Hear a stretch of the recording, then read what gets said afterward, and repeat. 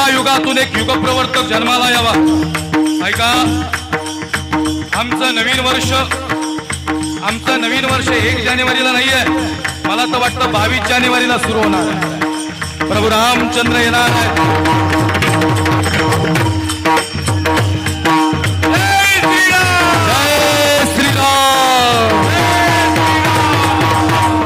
राम म्हणजे जगण्याचा आधार। हे जोपर्यंत राम आहे तब तक राम म्हणा।